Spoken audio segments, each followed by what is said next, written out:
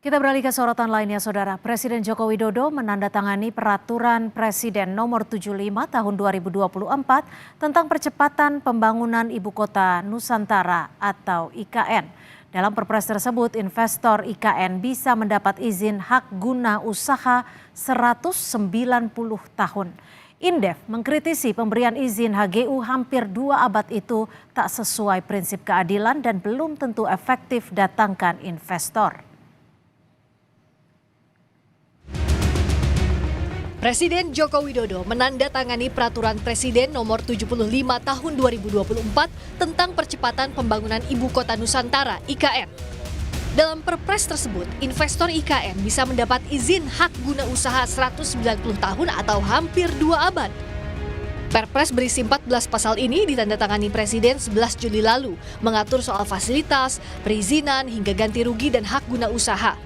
Terkait pemberian HGU bagi investor dalam jangka waktu hingga 95 tahun dan bisa diperpanjang dalam 2 kali siklus. Pemerintah menyebut Perpres ini dapat memberikan kepastian hukum bagi investor.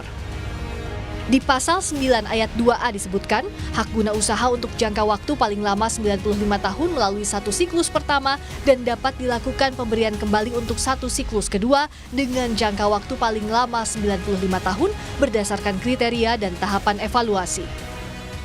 Dengan diterbitkannya Perpres nomor 75 untuk percepatan pembangunan IKN adalah inline dengan semangat ini agar ada kepastian hukum bagi para investor agar mereka juga punya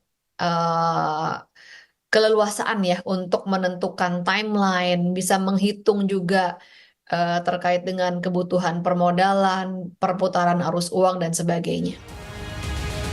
Namun peneliti dari Institute for Development of Economics and Finance atau Indef mengkritisi kebijakan itu tidak adil karena pemberian HGU terlalu lama. Indef juga meragukan Perpres itu akan efektif menarik para investor, apalagi jika pembangunan molor dari jadwal.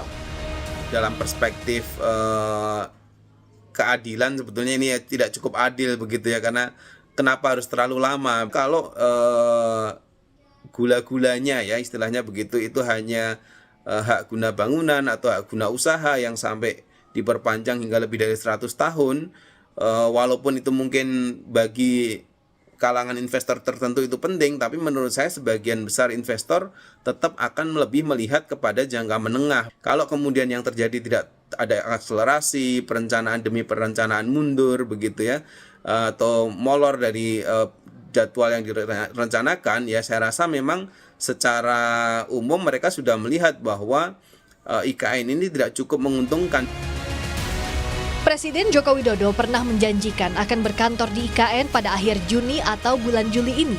Namun kini mundur karena fasilitas air dan listrik belum tersedia.